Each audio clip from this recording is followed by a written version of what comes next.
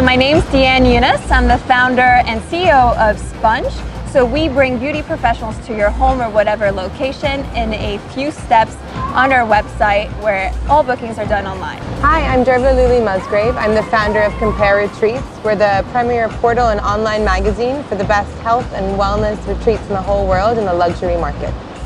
So Deanne, yes. What made you move to Hong Kong? So I was living in New York. I was working investment banking. I'm a lawyer back there. And my husband was offered a job here within his bank, so we decided to just make the move.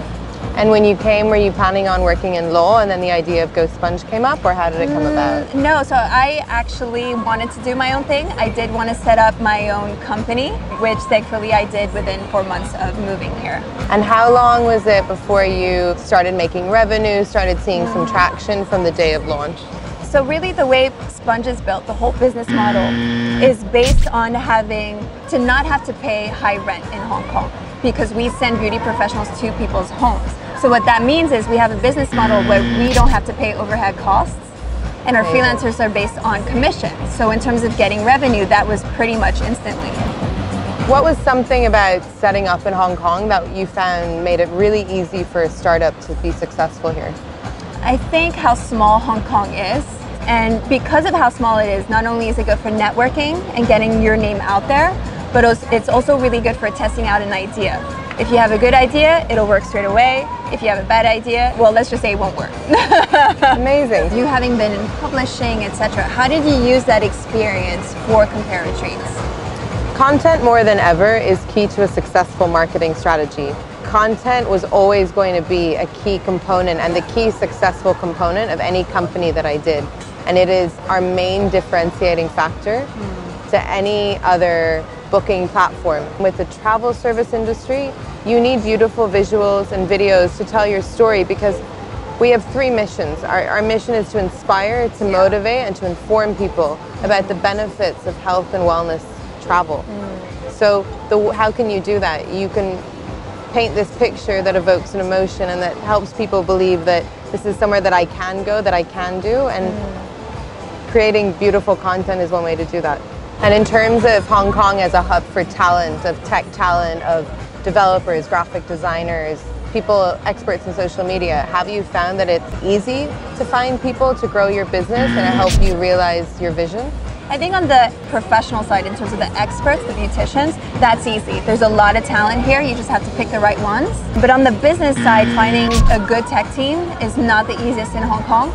There's some really amazing web developers out there, but you might not necessarily as a startup have the budget for it.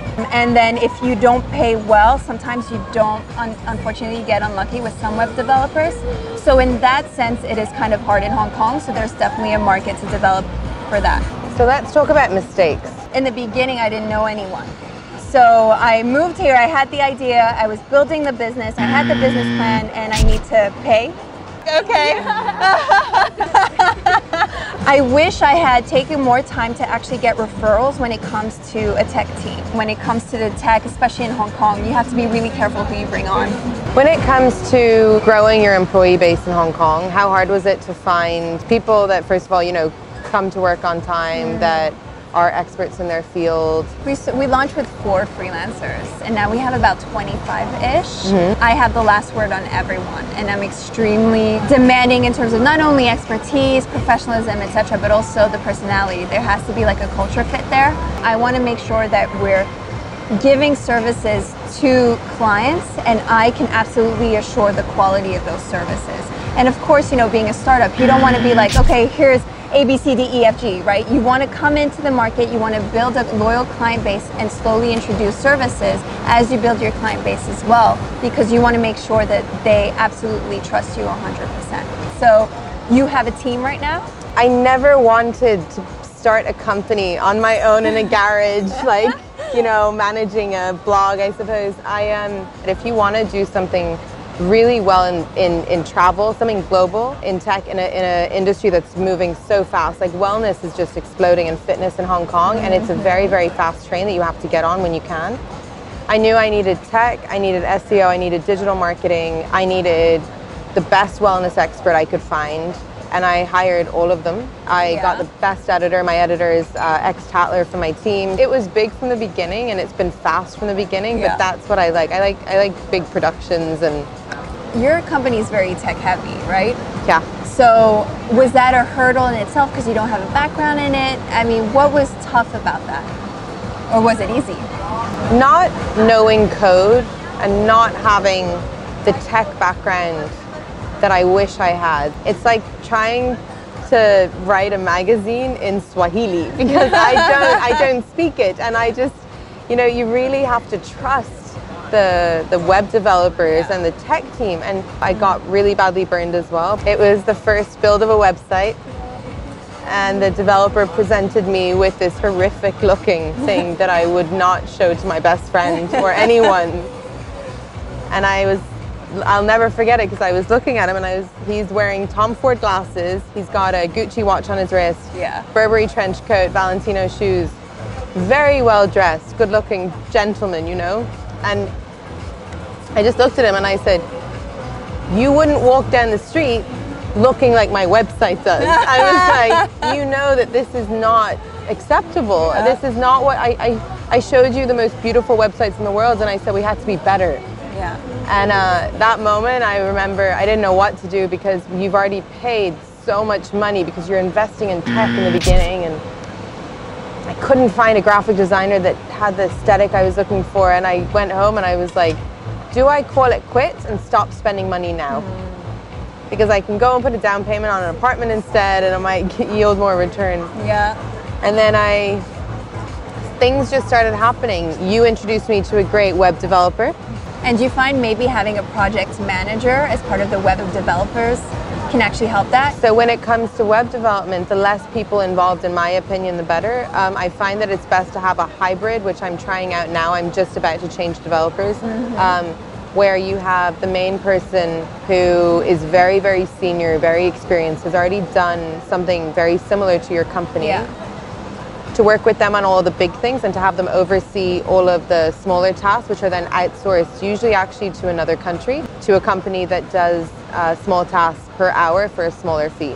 So I find that hybrid is good, but personally I prefer to talk to as little as people as possible when I need to get one person done, one thing done. So what kind of advice would you give to an entrepreneur who is in the tech space as well? Definitely spend as much money as you can on the tech in the beginning. That being said, use as many templates as well as you can, like, you know, if you can use WordPress and Shopify or Squarespace, but spend on tech. Find the best developer you can, work with them like it's a partnership. A lot of times they can take some equity if you can't afford their full price, if the idea is good enough. You know you have a good idea when your web developer will take some equity. It's actually a very good sign of you being in the right space, right time. They see everything. The content strategy that you've used, you do a lot of photo shoots, you do a lot of collaborations and partnerships, which creates content for you, and it creates content for the KOLs who you work with and your clients. Where did that brainwave come from? I just sat in my apartment thinking, how best can I just make sure that everyone knows about Sponge?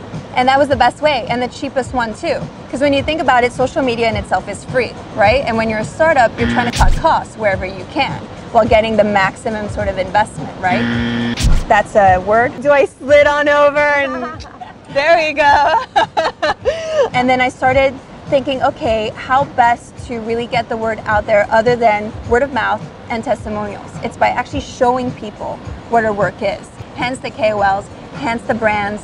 We're also sponsored by Benefit Cosmetics and Amica. So that really multiplies our reach. And those big beauty heavy hitters, they add credibility to our brand as well. So with investing, do you have any tips from some of the pitches that you've done? I know that it's a process that you're going through, but yeah, just get your name out there and do as many as possible. Not only to meet as many investors as possible, but also to gain practice. Because with each pitch, you get asked questions and you'll get better and better at answering them. And sometimes you might get caught off guard, but then next time someone poses that question, you'll know how to answer. So definitely do it. It's a big, long process, but it's definitely rewarding because you get really good feedback too. Where are some places that they can go to seek investment in Hong Kong?